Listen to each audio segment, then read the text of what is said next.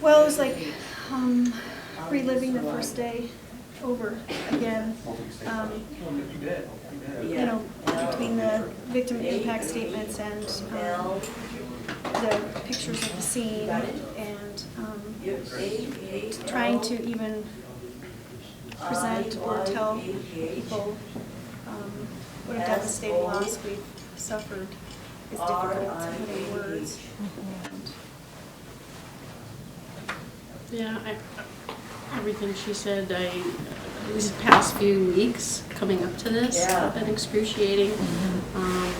This morning was really difficult, just very nervous, anxiety, not knowing what's going to happen, really not being able to or feel like we're a full part of this process. So we had the opportunity, I'm very grateful to make the victim's impact statements, but we knew going on that there was a lot of other factors, legal factors that were in precedence, other cases, things like that, that it put pressure, like we, at least from my perspective, is I'm Jordan's voice, and I had to speak for her because no one else besides the people that were supporting us knew her in the legal system. And so I felt a huge responsibility to speak and let people know who she really was and is in spirit. Mm-hmm. And now with the sentence, I mean, what are your thoughts on that? Well, my thought has always been the same. We have a life sentence, and we're going to live with this for the rest of our lives. And our other children, their brothers, are going to live with this, and it's going to impact how they have their families and raise their families. So regardless of the outcome here today, I'm still in the same predicament for the rest of my life that I was 4 hours ago. No real sense of closure from this? I don't look at it as closure for me. I look at it as closure for perhaps maybe the driver, and the court system as closure, but like I'm still without Jordan forever, and so there isn't closure with that. That's my new reality that I have to live with. I'm glad that the court part is over, because court proceedings for victims are excruciatingly painful, because you really have no control. These are our children, and you really have no control over the justice system, and so you're just kind of going along with it, and it's been a year and a half to get to this day, roughly, and that's a long time, long, excruciatingly painful time. Are you satisfied with the sentence that was given? I don't know if the word satisfied is really the appropriate response. You know, we feel, you know, like my husband said, we're disappointed in the driver's actions, and you know, he's going to suffer as well. And so as far as satisfaction, I mean, the only satisfaction that I would get would be to have Brooklyn back, and so we just take it day by day and try and live and figure out how we're going to survive without our girls. So as far as satisfaction, I don't really know what it would be. We just have to find peace with it. There's nothing we can do to change it. We did everything we could to advocate for the girls, to be their voice, to keep the community involved with the vigils and the walk and the things that we've done to promote this terrible epidemic of drunk driving. I mean, it's just ongoing, and so I feel at peace that I've done everything I can and will continue to do so that it doesn't happen to somebody else. I know it will in reality, but if we can prevent and decrease, then it's worth the time.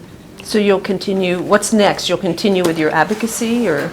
We are actively participating in the READY program, and we do that on a regular basis, and we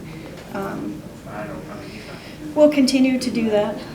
Yeah, we'll continue to support APD's efforts, volunteering. I'm also interested in the search and rescue you see a lot of these vulnerable adult missing people, and I want to help with that and so that there aren't other victims, whether it's at the hands of others or just simple vulnerability. That helps because then I feel like I'm helping others. And that's what Jordan and Brooke did, so it's the most appropriate thing to do. Did his testimony, Stacey Graham's testimony, make an impact on you? Is forgiveness possible? Well, I would hope forgiveness is possible.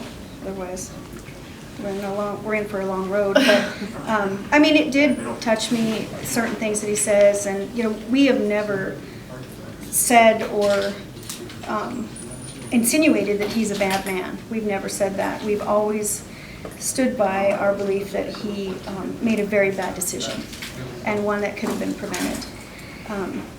And so, whatever path he takes where he is advocating or whatever against drunk driving, that will be fantastic. But I don't know, I'm not in a place personally where I am ready to interact or, build a bond with him at this point. It's going to take a while. And I don't know when it'll be. Mm-hmm. And I'm probably a little further along. I think I am. I do forgive him. I've done a lot of soul searching about this. I forgive the poor decision. I've never, ever, in all the hearings that we've sat in and made eye contact with him, never felt that,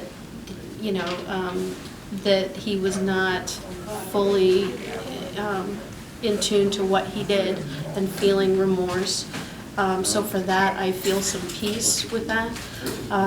But I don't want to confuse forgiveness as accountability. I wholeheartedly believe that Stacey Graham, Wayne Wyatt, and other past and future drunk drivers who cause injury to others be held accountable for their actions. We can forgive them for the act, but they still owe a measure to society for putting everyone at risk and at danger, and they have to be held accountable for that and be responsible.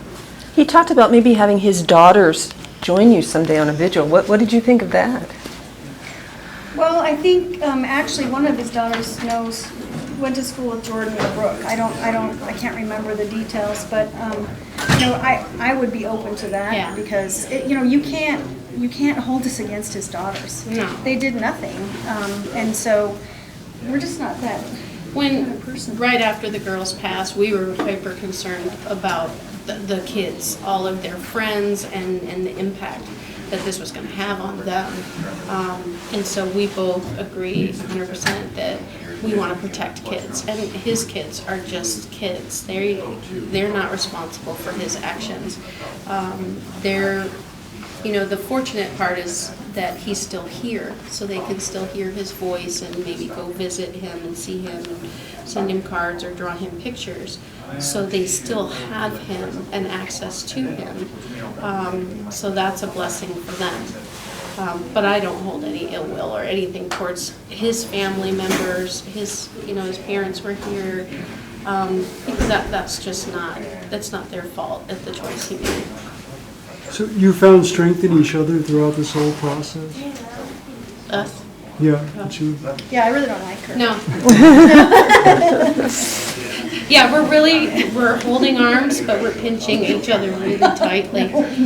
No, I would absolutely, definitely, I could not have gotten through this, I think, without Faith and my boys, because like I said, being able to refocus now to be the best mom I can for my boys while they're going through this keeps me going. But I cannot put a value on our friendship because she knows exactly what I feel at any given moment. I think at the beginning we used to say we are living each other's hell, each other's worst nightmare, and we're walking through hell together. And so we're not alone, and that there is comfort in that. And I, with other families that have lost children, there's great comfort in knowing these wonderful people because they know exactly how we feel. A big portion of the arguments were about deterrence. Do you feel that this sentence is going to achieve any level of deterrence from other people that get drunk and possibly consider getting behind the wheel? I would hope so. I agree with the judge. I do think that it's not going to eliminate the problem, but it is going to help to deter people from making those decisions. I think advocacy, if what the defendant said in his statement is true, that he wants to spend the rest of his life advocating for, I did it, I've lived it, this is what I'm doing, I think that will help as well. I think,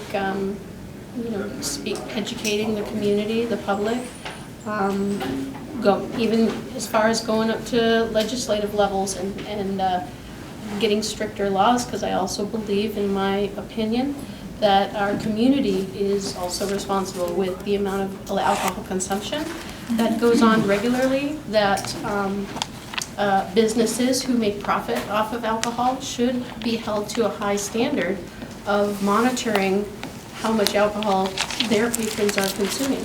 Because as the judge stated, and one of the attorneys stated, once a person gets to a certain level, they're not able to make rational decisions.